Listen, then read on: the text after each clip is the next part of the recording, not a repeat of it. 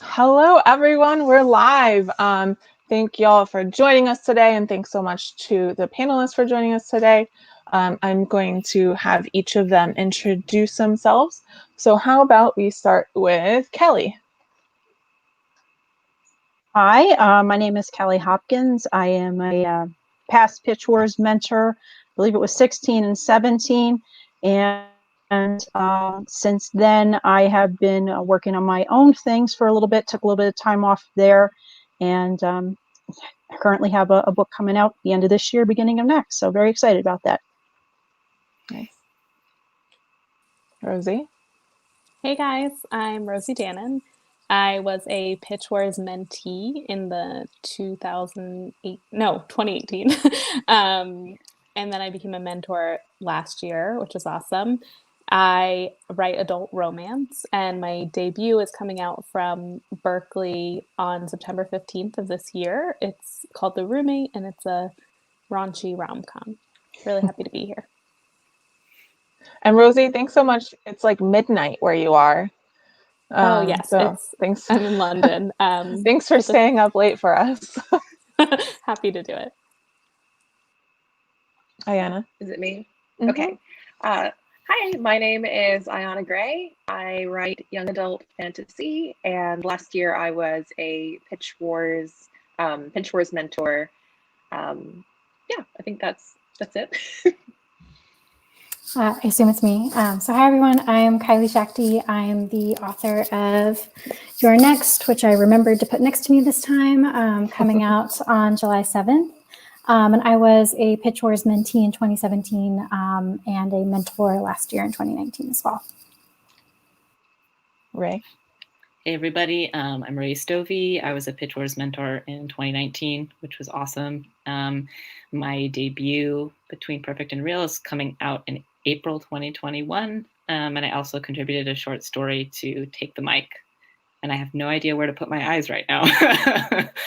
Do I look at the webcam or at Sarah? Yeah, I always just try to, because I always want to watch the people that I'm talking to. And so I just kind of given up on the idea that I'm looking at the camera. But and I am Sarah Nicolas. I am a young adult author, and I have been a Pitchwars mentor since 2012. And I was the social media director 2 years ago, the managing director last year, and I'm the agent liaison this year.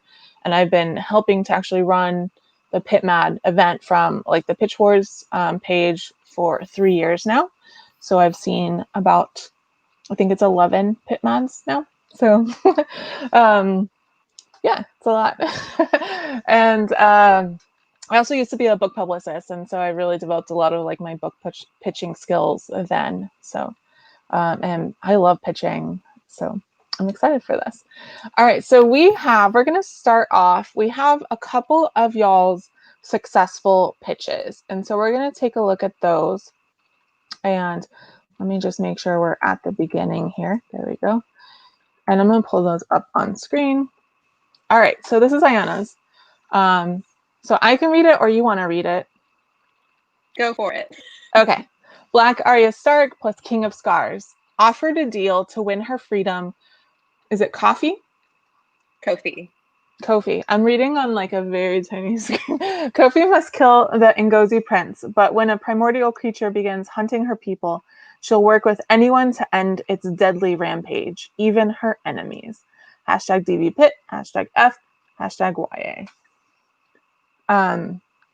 So I like the way that this looks just like visually, because you have those comp titles up front and then it's visually separated from the rest of the pitch. And I really like that.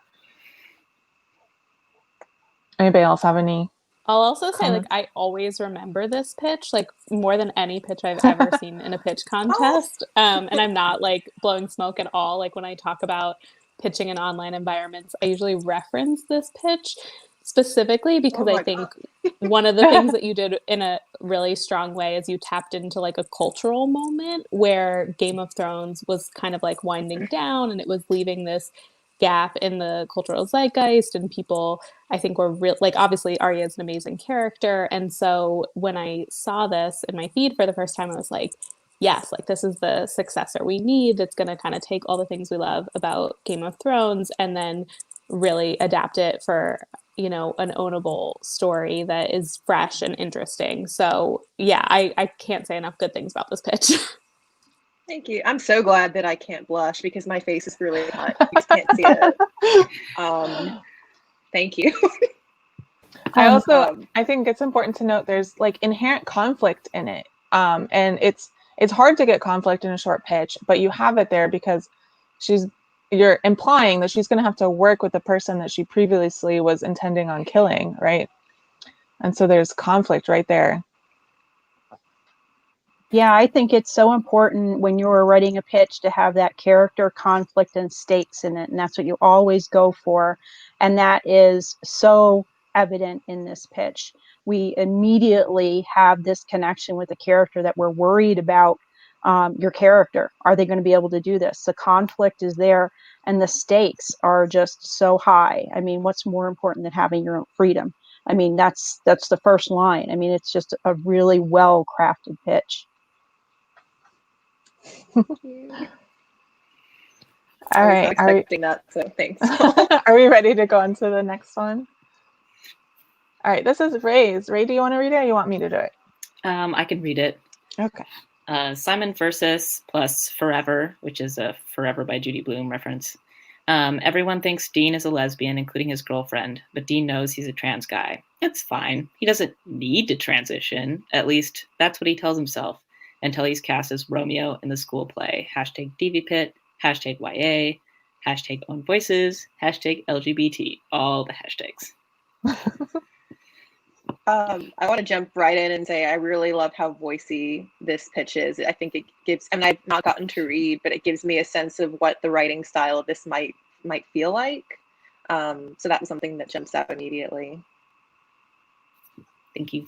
Yeah, I think adding voice into a pitch can be such a tricky thing because it can go so far in the wrong direction so easily.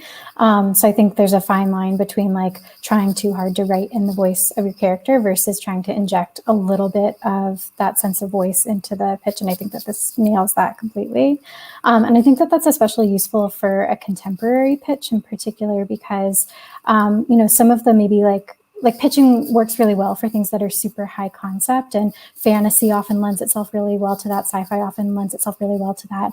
It can be a little bit harder with contemporary where a lot of the stakes and the, you know, plot, premise, whatever are really interpersonal. And so having that voice, I feel like really helps it to stand out in a way that contemporary might struggle sometimes in a pitch contest.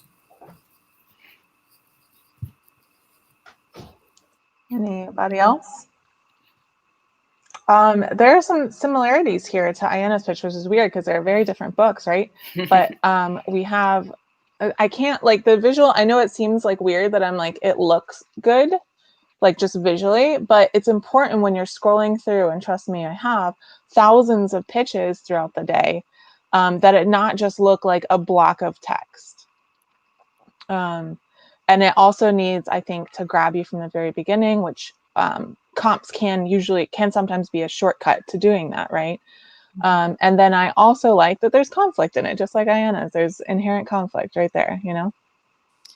It might also be a good opportunity to talk about the hashtags and how important they are, just because we know that agents search by them sometimes. And so this one obviously has all the ones that an agent who's looking for own voices stories would be able to find it really quickly. And so I know people get really nervous about character count, and it's like, oh, do I really need the hashtags?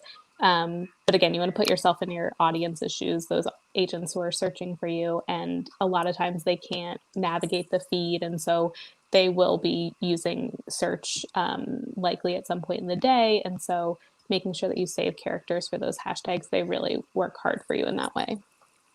Mm-hmm. Yeah, we do see a lot of pitches in PITMAD that only use hashtag PITMAD and nothing else. And those are probably the pitches that are going to be seen the least because pretty much no agent is searching just for books in general. They're at the very least searching for YA or adult or picture book or something like that. Talking about hashtags, another important thing is to make sure that you don't over hashtag, because then it might get to the point where it doesn't seem like you understand what your book's genre is, what your book's target audience is. So it's really important to make sure you're using the hashtags that make your book stand out versus, just littering with hashtags and hoping to get seen in all of these searches. It's better to be precise than over the top. Yeah. Like hashtag SFF, hashtag C, hashtag R, hashtag M. By the way, that's like science fiction, fantasy, contemporary, mystery, and romance. I think too, if you think about it carefully, you can make some of the text in your pitch or your comps do some lifting for you. I know, I can use mine since I read it literally 1,000 times before I sent it or put it out there. But I used Black Arya Stark, obviously because I loved Arya Stark, and I thought that my main character was a good comp for her. But by saying Black Arya Stark, I then didn't need to say POC, BI POC or anything. I think you can make your comps and the things in your pitch cover things so that you don't actually need as many hashtags do. Yeah, I imagine there are some agents and other editors out there searching for like the word pirate because they want a pirate story. Yes. All right. Oh, sorry. No, go ahead. I was just going to say that, every DVpit I search for like DVpit and trans, so I can find and boost the pitches by trans owned voices authors. And so they don't even have to hashtag trans. If they have like trans or non-binary somewhere in the pitch, then I find it. All right, let's go to the next one. This is Kelly, and Kelly sent me a couple, but this was the first one, so that's why I chose it, the first one in your list. So this was the pitch that got the attention from your publisher, but it ended up not being the book that they signed. Yes, this was a 2018 PITMAD pitch that my publisher liked in 2020. And when I reached out to them, I started this conversation. I'm like, oh, that's great, you like this book, but it doesn't exist anymore. It had been torn apart and used in different manuscripts. And we started talking, they signed me for a different book. So it all worked out. This was a great pitch. So do you want to read it or you want me to read it? Oh, sure, I'll read it. Furloughed music teacher Kyra heads to Florida to heal, but finds new love in an old flame when she reconnects with her musical past in her brother's beachside bar. And it was adult romantic suspense, and they actually signed me for a young adult mystery thriller. It worked out. Yeah. So this one we have that like it hits a lot of spots for people who are interested in adult romance. Like it has that idea of like recovering from, a damaging relationship, and the new love in an old flame, of course, that's the second chance romance trope, right? And then reconnects with her musical past. And so it has that feeling like a lot of like the small town romances. So even though you don't say small town, is it a small town that she goes to? She does, a small town on the Gulf Coast of Florida. Yeah. Yeah, it definitely has a small town feel, but you've never actually said the word small town, which I like. So you've given us that like feeling, but without actually saying the words. I agree. I have an immediate sense of place, and I'm in Florida, so I'm like, yeah, I really like when you say beachside bar, and I'm instantly able to kind of picture what the story's going to at least take, where it's going to take me, which is really cool.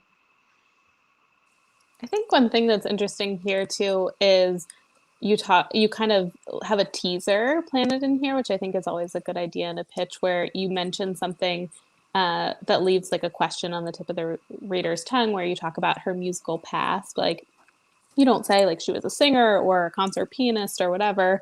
And it's something that's a little bit intriguing. And I know a lot of people will think about, how do I put specificity in my pitch? And that's totally important. But you also, I think, can ask yourself, like, what question am I trying to leave the audience pondering? And so I think that is effective here. And that's a question you can ask yourself when you're evaluating your own pitch. Yeah, she's a saxophonist, by the way. I think something that go ahead. Go ahead. I think something that I really like about all of these so far is that they do a really great job putting forward what would be kind of like the most exciting or enticing thing for a reader when they're reading the back copy of a book.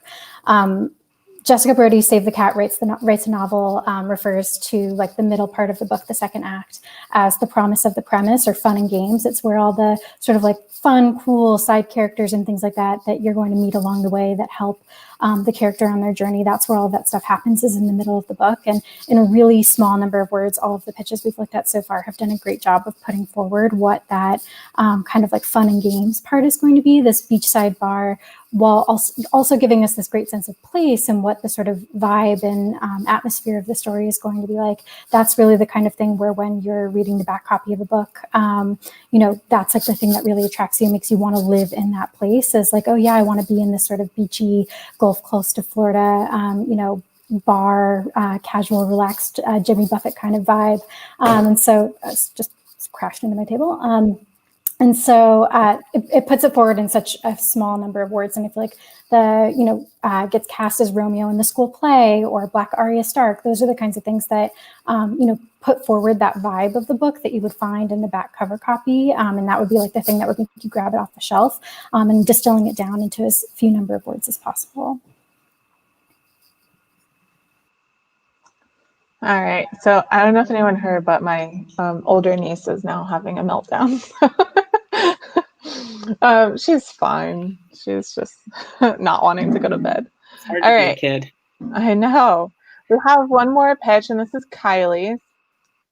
So Kylie, do you want to read it, or do you want me to read it? You can go for it. Okay. Riverdale plus Fight Club. When Flora Calhoun's crush is murdered, her obsession with finding the girl's killer leads her to a seedy underground fight club that indicates the whole school. Everyone has something to hide. One of them might even kill for it. Hashtag PITMAD, hashtag YA, hashtag M, hashtag con. Excellent comms, man. Like that, just those alone, I'm like, I want it. Thank you. Yes.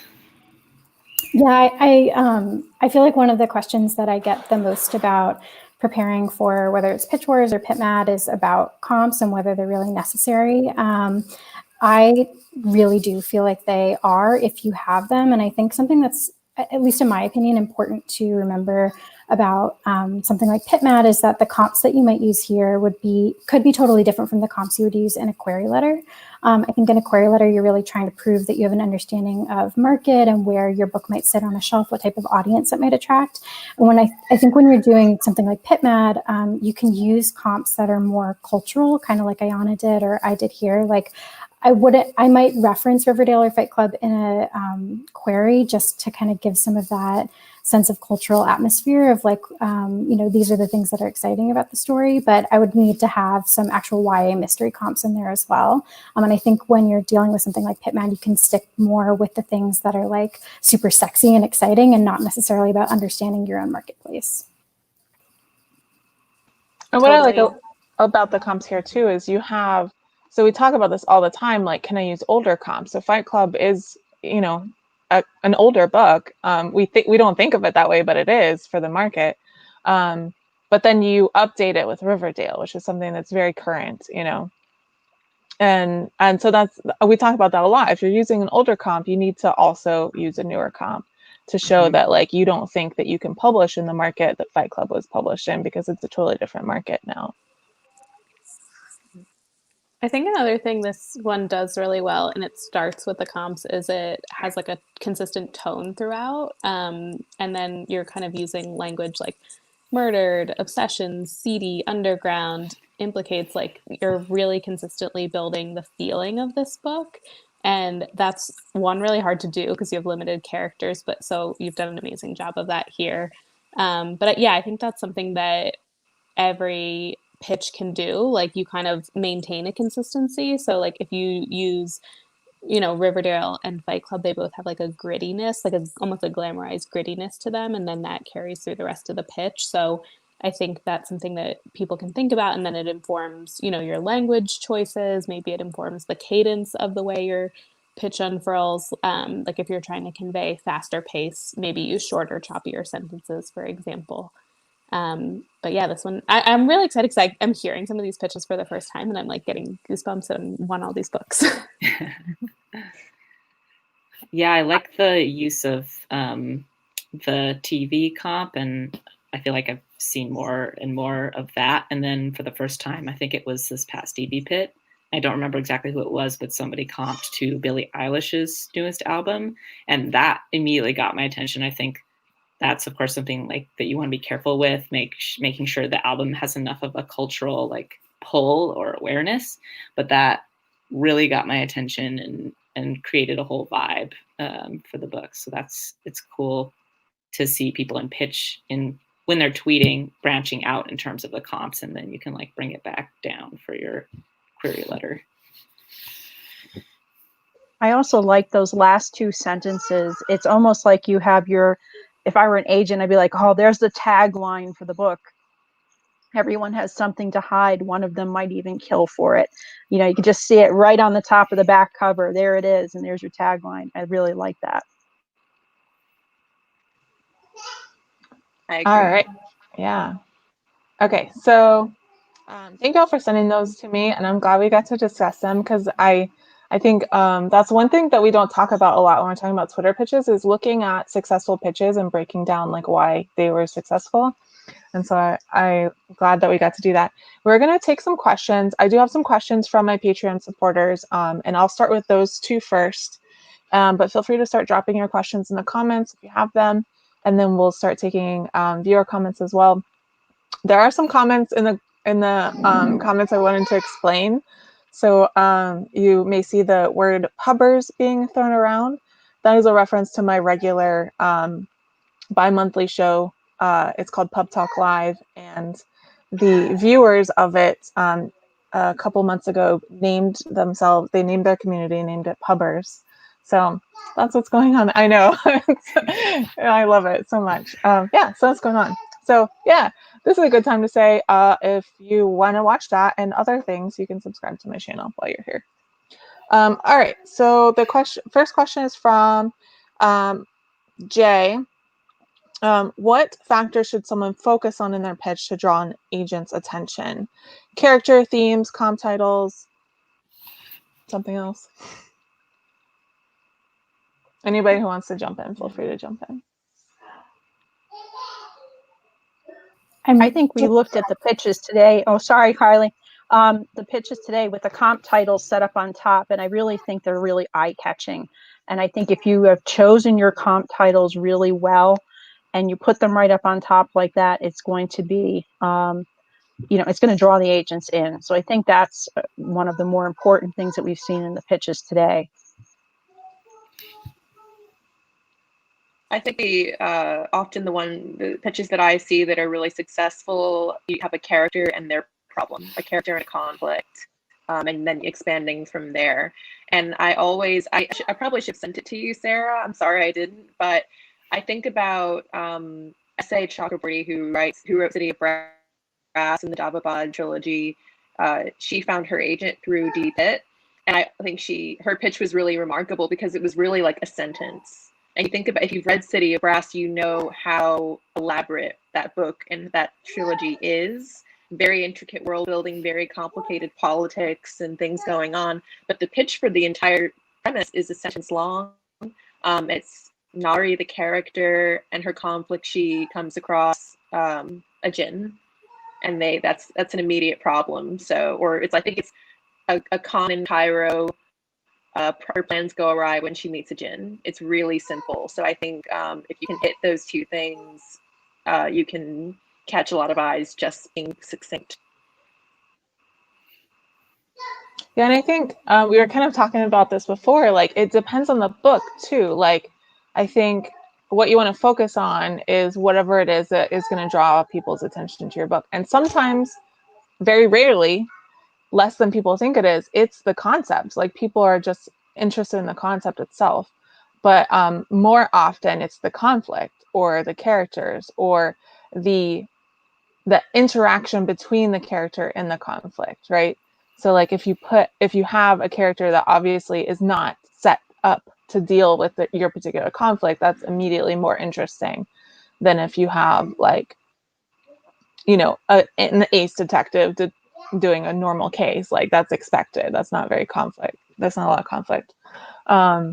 And so sometimes it's character and sometimes it's conflict and sometimes it's the world, but very, very rarely. I feel like a lot of people try to focus on the world in science fiction fantasy pitching when that's not what is probably the most interesting thing about the book. So it depends. I always tell people, like in PITMAD, you can do 3 pitches in a day, right? So like, why not have one of those pitches focus on something different? Or one of those pitches has a comp title, but if you're not confident in your comp title, one of them doesn't have the comp title, you know?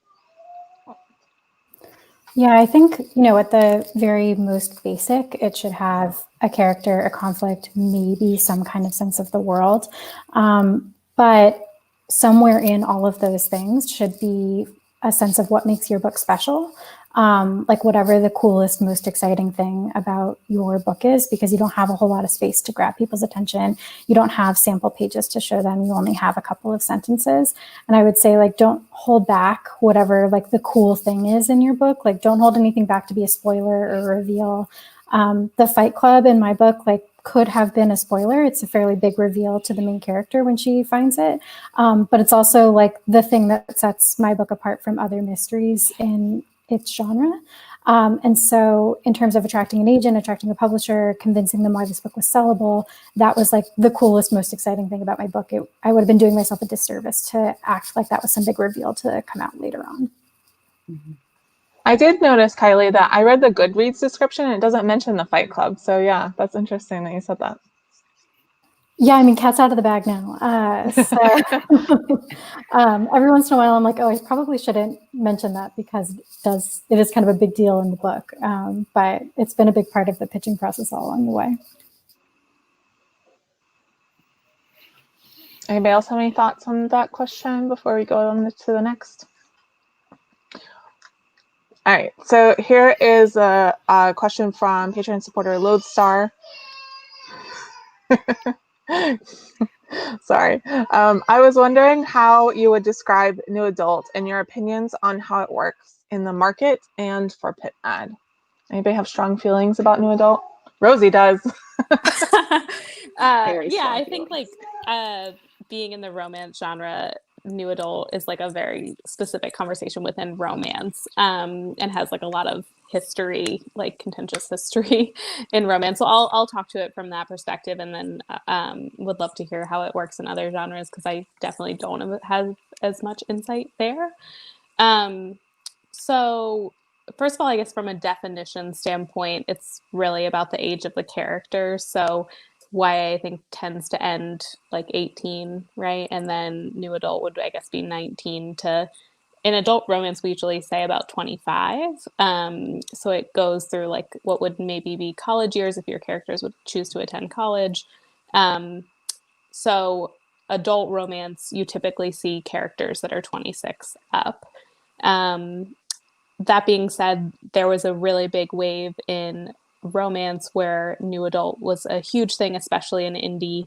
And so the market kind of got saturated with it at one point, and there's been a sort of marketplace movement away from it in the wake of that. And I think ever since it's kind of been downplayed, both a certain subset of readers and a certain subset of writers have been like, we need to champion it, we need to bring New Adult back.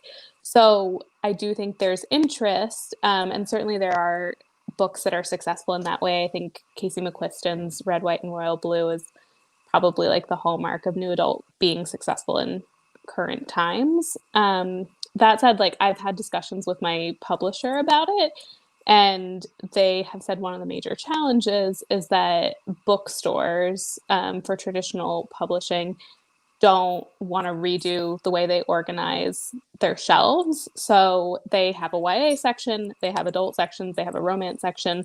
They don't want to have to like find room to insert New Adult literally into their store and then like move things to it. So from a publishing perspective, sales is a challenge. And so publishers are not incentivized, again, because of that distributor relationship, to have a lot of new adult titles. So I think certainly it can be done. Again, Red, White, and Royal Blue did it really successfully and was very marketable and commercially successful. But I think that's more of the exception than the rule.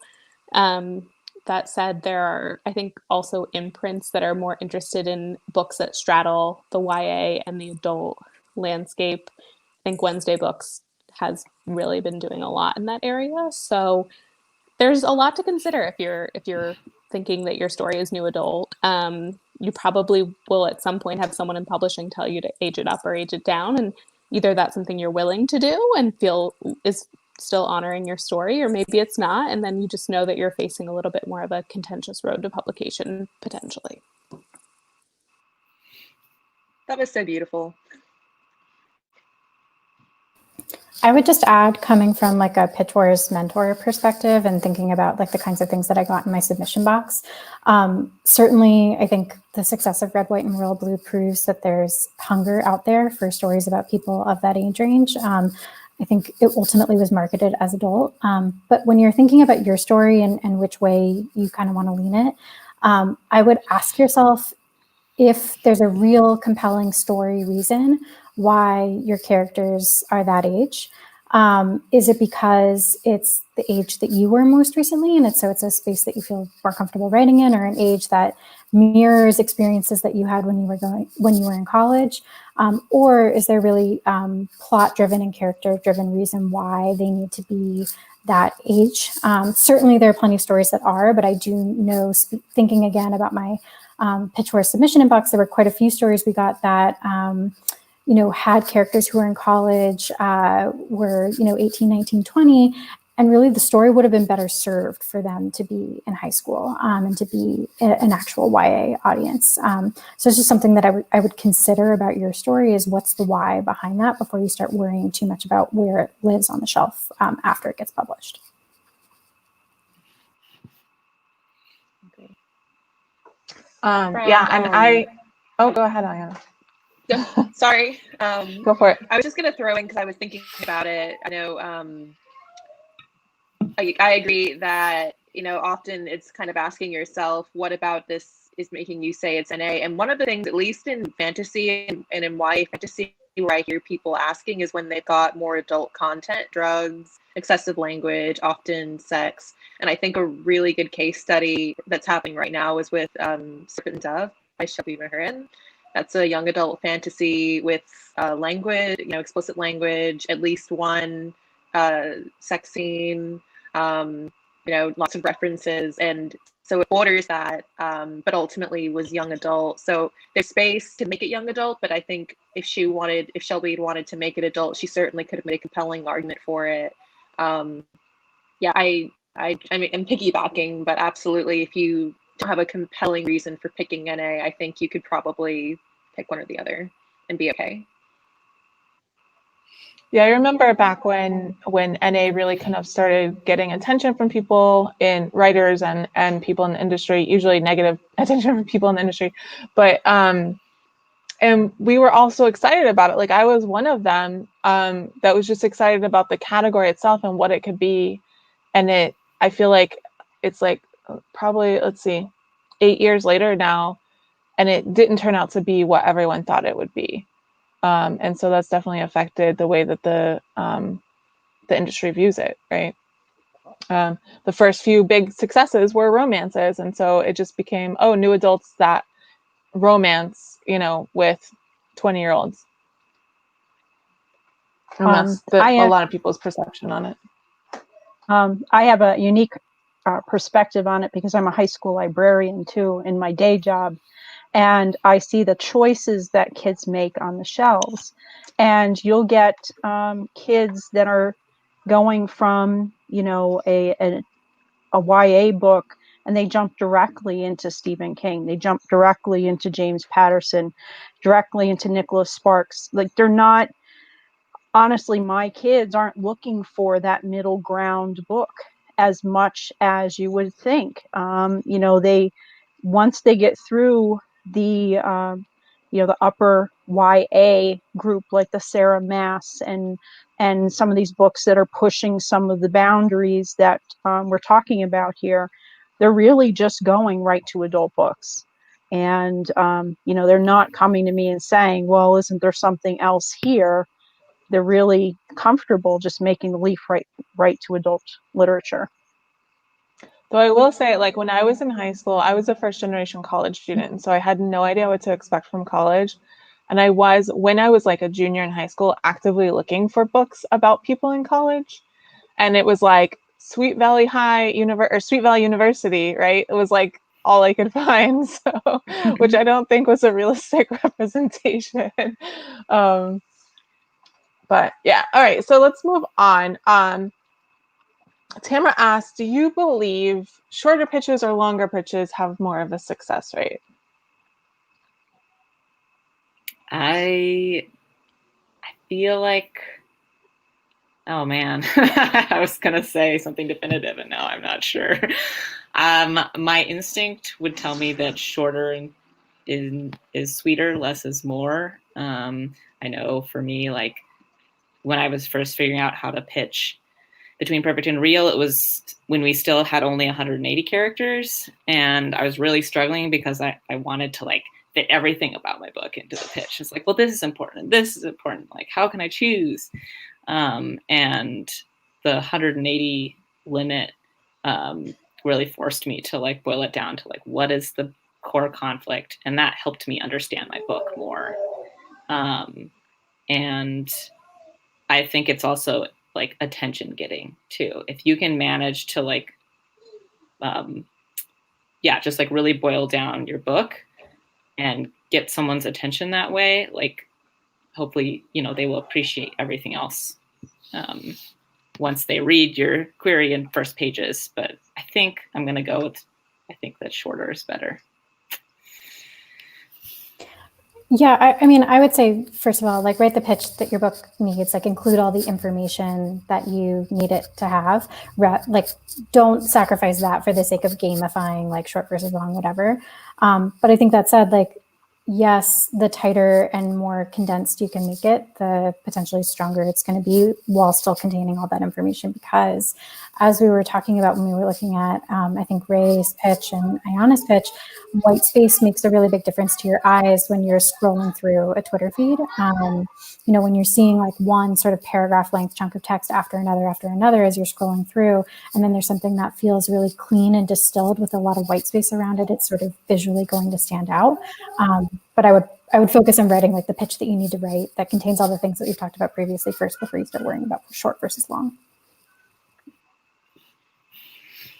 I think a really good practice and you're good. Sorry. Go for it.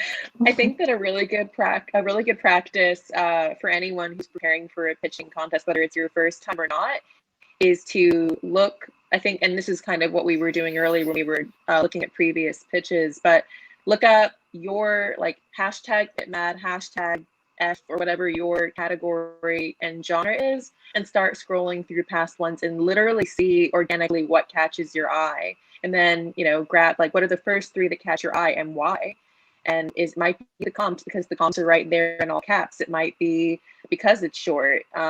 Different agents are going to be attracted to different things, but as it was said earlier, they're going to be looking at thousands. So I tend to think just because we're in such a hyper social media space where everything's bite-sized, if you can get it to be tight, that's helpful, but not always required. And some stories need a little bit more, and that's fine. I don't feel like my pitch was particularly short. So do what your story demands, but also just naturally like try it for yourself and see what catches your own eye, and then try to recreate that. Yeah, I feel like as short as you can make it while also still making it compelling is probably going to be your best bet. And if you need the 280 characters to make it compelling, then you need them. But sometimes people say they need them and they don't, so just try it. Like, pretend like you're an old school Twitter and you have 140 characters, and because that's what I was pitching, and and see if you can do it. What was I gonna say? I always try to explain it this way, and like I feel like when I say this, people understand a little bit more. The point of every single part of a pitching process is to make a person want to read the next part, right? So all that a Twitter pitch has to do, the whole purpose of it is to make the agent want to read the query, right? Mm-hmm. And they read the query, and what that makes them want to do is read the first page. And they read the first page, and what that needs to do is make them want to read the next page, right? So, so a lot of people are trying to put everything of their book in a Twitter pitch because they think, oh, this is it, this is my chance. When it's not, all you're trying to do is get them to read the query. And the query can have obviously a lot more in it. A really good practice that I did was, because these Twitter pitches started out, once upon a time, there were literal verbal pitches that people still do at conferences when you talk to an agent and they're like, what's your book about? So I pretend, okay, if somebody asks me what my manuscript's about, what would I say? And you could even, I mean, I'm really methodical, but like you could record yourself and listen to like, what's your book about? Well, my book's about, and then start talking. And then listen to what you're saying, even write out, and just start plucking words away and finding ways to condense. Because I think sometimes you get so caught up in comps and is it do I have the hashtags right? Just if someone asks you what your book is about, what would you say? Think about it that way too. Yeah, Mary Mancusi, her Scorch series, whenever she pitches it to adult sci-fi fantasy fans versus teens, it's a teen series, but when she's pitching to adults, what she says is it's Terminator, but with dragons. And I've seen people literally buy the book not knowing any more information about it, you know? So you want your Terminator, but with dragons. I think Ayana's tip about voice recording is so good too, because different people process information differently. Like sometimes I freeze up if I'm like looking at that Twitter, like, what do you want to say window or whatever. But yeah, I'm a lot better verbally. So definitely, like, even if you think you have some great pitches, like that exercise is probably worth it just to see if different emphasis comes out, you know, when you're putting it into verbal thought processing versus text thought processing. And also just good for like brainstorming in general. I do that all the time. Yeah, for sure. All right, we have a question. Some people think that retweeting other pitches isn't good because your pitch may get lost. What do you guys think? And I do want to start off by revealing a secret. It's not a secret, but no one seems to notice. We encourage agents to look at the feed without retweets. They turn retweets off on their searches. And so they're not, so a pitch isn't upped in the feed when it's retweeted then, if you turn retweets off in the searches. And so, but it does, on the other hand, increase organic reach. So if someone's not specifically looking at hashtag PITMAD, then, and they're just like scrolling Twitter, then it may increase organic reach. But so what do y'all think about retweeting other people, your competition's pitches? I think karma's real. You give what you take, kind of. I've never, yeah. I think it's nice to have camaraderie with people who are doing the same thing you're doing. And oftentimes, if you're retweeting and boosting someone else, they're going to want to return that. So it can only be helpful.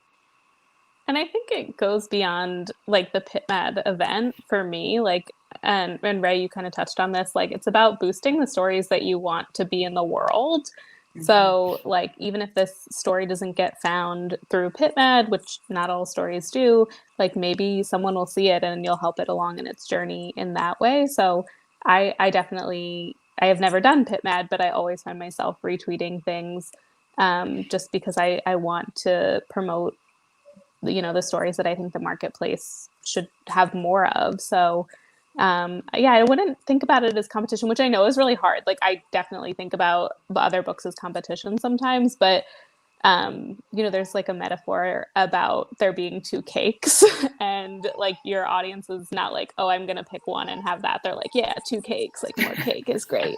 So just think about all those retweets as cake and you can never have too much cake. I love that.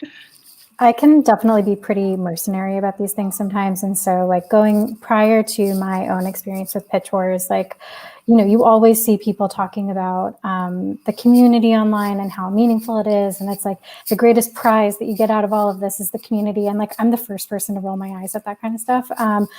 But I like really had to like eat my hat, so to speak, after my Pitch Wars year of like, it really was the community that got me through everything, and in ways that are both tangible and intangible. Obviously, having like friends in the community and having a support system is really meaningful and helpful, but also just like the stuff that I learned from people, the like tangible, direct benefits that I got that made it easier for me to get my book published. Like I wouldn't have happened without that too. And so I think anytime you have the opportunity to be a good supportive member of your community, regardless of what impact it has on you and regardless of whether it's actually meaningful or it actually helps, maybe it doesn't actually lift that other person's tweet that much in the feed or in the search terms or whatever, but just like always make that choice when that choice is available to you. I really like what Kylie said. Sorry. Go ahead. I really like what Kylie said because I try and go through the PITMAD feeds and I look for people that are new. And I look for authors that are just starting their journey because I remember when I was that person, and every person that, you know, followed me and pushed me and retweeted my things.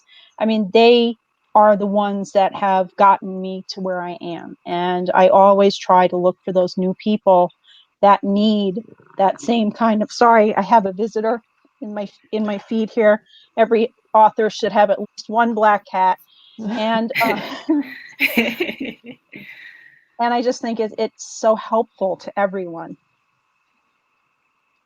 Yeah, and also I would like to point out, like, the 6 people we have on this chat are people who literally gave up hundreds of hours of their own time. Well, maybe hundreds, I don't know how much time, about 100 or more hours of their own time to help up and coming writers too. So maybe we're all biased, but like I think we all think that the writing community is important, right? So yeah, and also I would like to point out, just from like a purely like numbers perspective, agents don't have a limit to how many tweets they can like.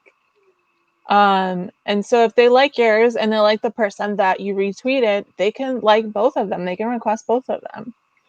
So there's no like, you know, it's not like Pitch Wars where we can only choose one. But yeah. All right, so Aaron asks, is Twitter necessary for authors? I would love to speak to that. So when I joined Twitter in 2017, I had previously deleted a Twitter account that I had, and I was like, this is it, I'm free, I'm like not going to do Twitter.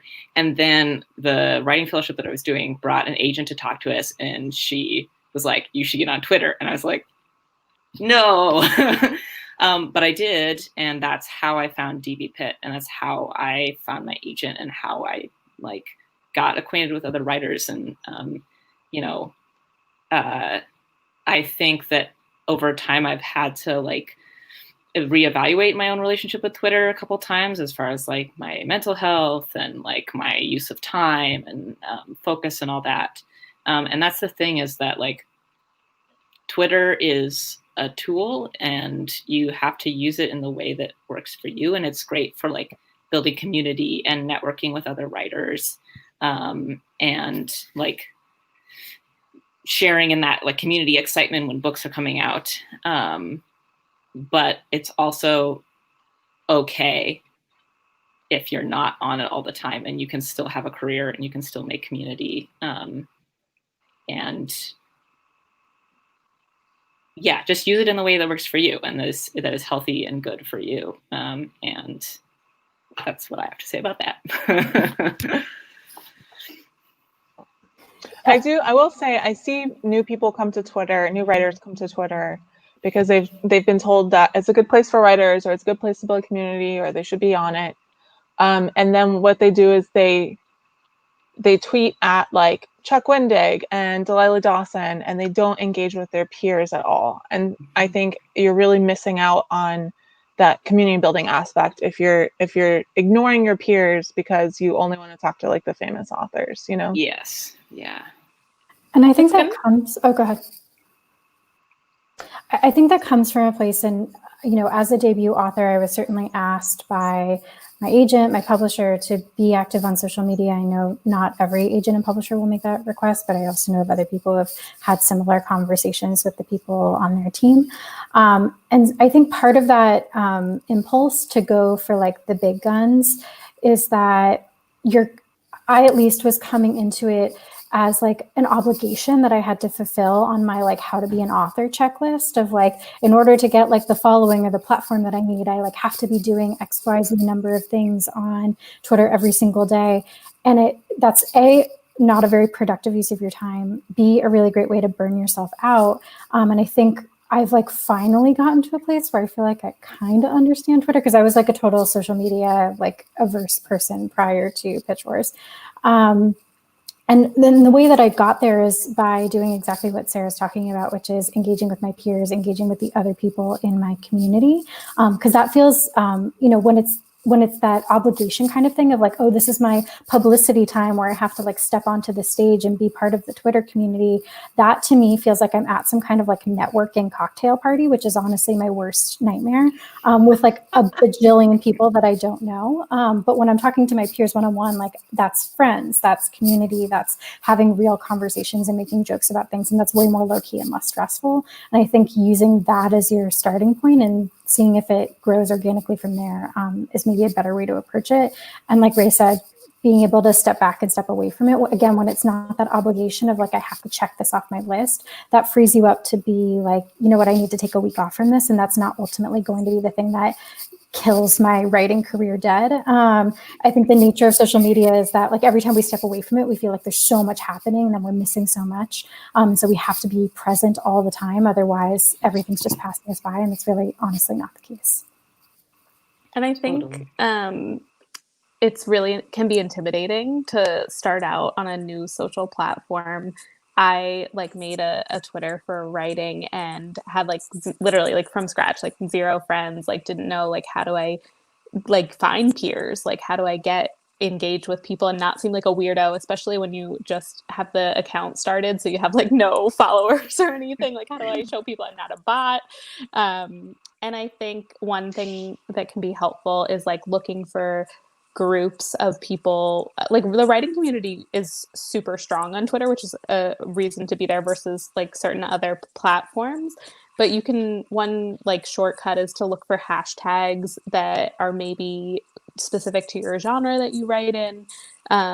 So like as a romance writer, I looked at like Friday Kiss, which is something that it's like a Twitter challenge that romance writers do every Friday. And it was like a nice way to find people like at my peer level, and it's a very like encouraging space to start sharing writing online. So I know that they have those kind of like weekly pitch prompts in a lot of different genres. There's also like events that Pitch Wars puts on that are hosted through Twitter. Like, you know, they'll do a watch along occasionally. Like I know around Pitch Wars time, we would watch like a movie together and stuff like that. So if you're getting online and you're really intimidated, I think start looking for those kind of hashtags, because that can help guide you towards people that are going to be, you know, at your level and looking to talk about things that you're interested in, hopefully. Yeah, and to bring it back to that, PITMAD is one of the best opportunities to do that, because you have thousands of writers who are at the beginning stages of their career. And even if you're not even participating in it, you can still like search for, you know, your category. And if a pitch catches your eye, there's nothing stopping you from just like saying, hey, I think this is really cool, you know? And we see every PITMAD, we see hundreds of connections made that way just by people saying, hey, I liked your pitch.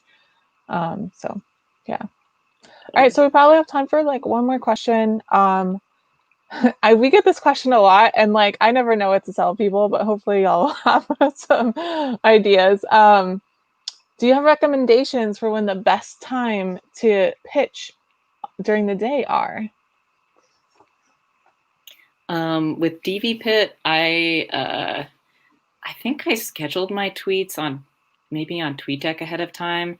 Or maybe no, I think I was getting up really early at the time for work at like 5:30 in the morning Pacific time, which was 8 a.m., 9 a.m. Eastern time. And that's when things really start to get going because people are starting their workday on the East Coast. And so I tweeted, I think like when I got up, and then I think again around 11, and then in the early, and that worked for me. And something else that a mentor told me too was like, people will pick sort of like the big times of day, like 11 o'clock, 2:30, like the half and the hour. But if you go a little bit off too, sometimes that can like help your chances of like not getting lost, I guess. But also it's like, it all depends. I have very strong feelings. Maybe they're not strong feelings, but I have feelings about this. Because I'm like you, Ray. I found my agent through DVpit as well, and through that pitch that came up earlier. And I was very, very, very afraid that my pitch was going to get lost, like in quote the wave that happens right at 8 a.m. or whenever most of these pitching events start. So 13 is my lucky number. So I used TweetDeck, which is just tweet and the word deck, to schedule my tweets, and I scheduled it for 8:13 a.m.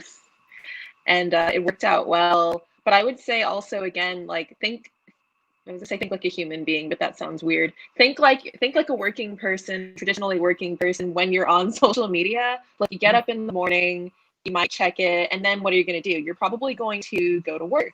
And some people are able to look at their phones throughout the day, but most people get up, look at social media, and then you go to work. And then when's the next time you look? Probably around lunchtime. So I know that early in the morning, 8ish, 9ish Eastern time, because a lot of people are in New York, and that's where a lot of publishing happens.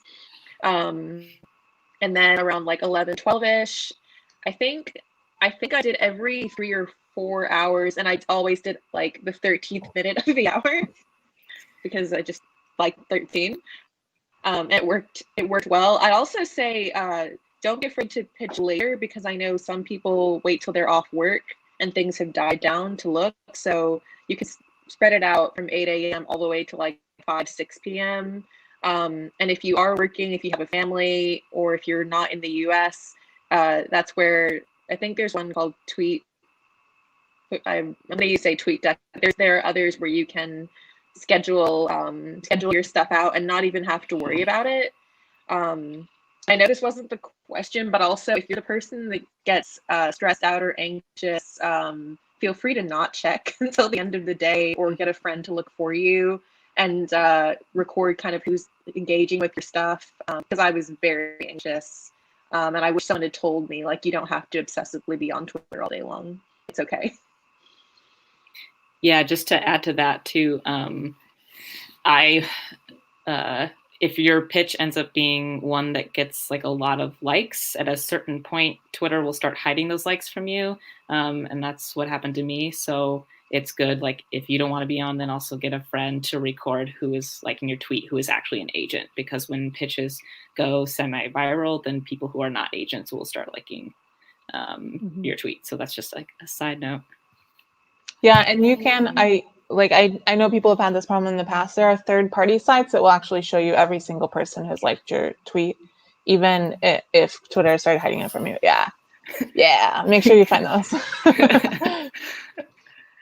All right, so I did want to mention, like, I don't know, I can't tell you when agents are on liking pitches, because it's very hard to find from like the administrative side, but I can tell you the busiest times when most people are posting their pitches, because before we made it a team effort, I was literally spending 12 hours a day staring at the feed.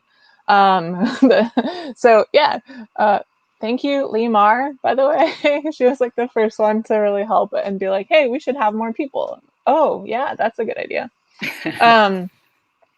Yeah, but we see a huge influx when it opens at 8 a.m., like that first hour. They're coming so fast, like you can't even keep up. And then they really kind of slow down like in late afternoon. And of course, this is Eastern time, so like just adjust it to wherever you are. And then we also see a big bump in the last hour as well. I think people are like, this is my last chance. And also some people who didn't really know what it was before that day, like they're finding out about it. And so they only have like the last 2 hours of the day to participate. Yeah, so those are the times when we see the big bumps and being posted. And the off time is really important, like not just for PITMAD, but for like everything. When I schedule promotional posts, you'll see, even if I'm posting like for Pub Talk Live, I always post at 7 o'clock or at 8 o'clock, sorry, and say, we're Pub Talk Live in an hour, right? But if you notice, I only post at like 8:02, because if you like really pay attention to Twitter, you'll see a whole bunch of posts coming out on that hour, because a lot of people don't think about it and they just schedule for 3 o'clock, 4 o'clock, 5 o'clock, so and so. So for anything, it's good to post on an off minute, sure. All right, so thank y'all so much for coming on. If I could have each of you just tell us like where we can find you online, your website, Twitter, Instagram, wherever you want people to find you. Kelly? I am on Twitter at khopkinswrites. Also, I have a blog, khopkinswriter.wordpress.com. And my debut will be out from Champagne Book Group, like I said, either late this year, early next. Don't have a pub date yet, but I should have that soon. So it'll be on my blog as soon as I have it. Rosie? I'm at Rosie Dannon on Twitter and Instagram primarily. I have a Facebook, but I forgot the password, so if you add me there, I won't find you. And then my website is rosiedannon.com, and my debut, The Roommate, is out 9/15. So check that out if you like romance. Ayana? You can find me. I got lucky, or maybe because my name is a little bit less usual. Ayana is how you spell my name, Ayana Gray. And I'm on Instagram as Ayana Gray, Twitter as Ayana Gray, and I have an authored website at Ayana Gray. Please reach out if you have any questions, especially, I do want to say, especially to Black writers right now, if you're needing help, please reach out. I definitely want help. And I'm Kylie Shakti. You can find me on Instagram and Twitter at Kylie Shakti. I think the spelling of my name is displayed for everybody to see right now. So SCHACHTE. And my debut novel, You're Next, is a YA mystery, and it's coming out July 7th from Ginny Patterson Books. And you can pre-order that now anywhere you would normally buy books. Yeah, you can find me on Twitter at Ray Stovey, on Instagram at James Rowan Ray, because I have two middle names. Or you can also just, oh, sorry, we just got an emergency alert. You can also search Ray Stovey on Instagram and find me. And then my website is raystovey.com. And just echoing what Ayana said, particularly like any Black, trans, and or queer folks who are pitching, feel free to hit me up in the contact box on my website for any advice that you want, or comment. I also tweeted recently to comment on that. Yeah. And I'm Sarah. You can find me at sarahnicolas.com. It's Sarah with an H, Nicholas, no H. Or on Twitter at Sarah_Nicholas, Instagram, President Sarah. And this is my YouTube channel, so you can subscribe here and also like the video. And I wanted to, and I know some of you wanted to do Twitter pitch giveaways. And so we're going to do that right now for everyone who stuck around for the whole thing. So I'll be giving away 2 Twitter pitch giveaways. And who else was doing it? I can't remember. I'm sorry. Kelly, Kylie, Ayana. Okay, cool. And so you want to do one each? Is that okay? So, huh? What did you say? Can do however many. Okay. All right. And so usually what I do is like pick a number kind of thing. So does that work for y'all? Okay. So I'm going to drop my number in our private chat. Let's do 1 through 50.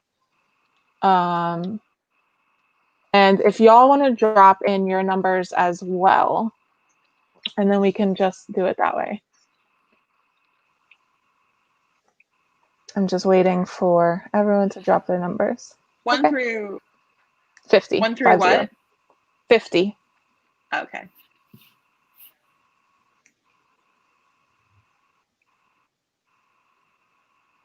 All right, we have all the numbers. I'm going to have trouble remembering them. Oh, they're already going. Okay, 36, no. So basically the way that this usually works, if you haven't done a giveaway on my channel, is once we put your number up and we say no, then you can guess again. So you can't just like keep posting a whole bunch of numbers. Neek's 7, that's not anyone's, right? If there is someone, like, just yell at me. 9, no. 24, no. Catherine, 14, no. Laura, 18. 22, was that one of them? That's mine. All right, so Kelly, they can find you on Twitter or your website that you mentioned. And for that, so that's, let me make sure, that's Becky. Oh gosh, they're going so fast now. Terry, that's number 13. That was Ayana's number. Someone was paying attention. 43, 35, 49, 31. So close. Oh gosh, hold on, I jumped. My text jumped. Okay, 15, 10, 12, 42. That was someone's, right? Was it? No, that's not someone. Sorry. A lot of people are really close. 20. Oh gosh, sorry, it's jumping again. 27. No. Heather, 23. That's one of mine. So you know how to contact me, Heather. So you can email me or Twitter and Instagram, whatever. Catherine, 21. Laura, 19. Oh, come on, guys. 42 for Lodestar. Who are we missing? We're missing one of mine, and we're missing Kylie's. I picked a very obscure number. I will say, anyone who watches Pop Talk Live should get Kylie's number, as it's been a running theme. 6 for Jay. 32, Kevin, that's my other number. So you can find me on Twitter or my website and contact me through there. So we just need Kylie's number, which again, if you watch Pub Talk Live, you should get it. 30, no. 3, no. 35, no. 20, 2 20s in a row, no. 5. Come on, guys, we're so close, so close. Tamara got it, 17. I knew she'd get it. No, 40 did not win. Sorry, Lodestar. Yeah, so 17, when I did my audiobook giveaway, 17 was like the first number that I chose. And then for like weeks, everyone kept guessing 17 right off the bat. And then last week, I chose my number because it was like the Sesame Street number of the day that I was watching with my nieces. And it was 17 again. And so 17 has been like this whole long running thing. Yeah, so I think we got everyone, right? Yeah, cool. So they mentioned where you can find them, so you can contact them on their website or Twitter or all the different places. So thank you all for joining me tonight. Thank you for signing up to do this. And thank you very much, Rosie, for staying up late to do this. Rosie we had originally planned it for 9, and Rosie's like, that's 2 a.m. And I was like, oh gosh. But then it was like, I can't go too early because I know I have viewers in Australia, so I didn't want to get into their like wee hours either. It's really complicated living in a global world. All right. And everyone have a good night. Stay safe and wash your hands, and Black Lives Matter. Bye. Thank you. Bye, guys. Bye.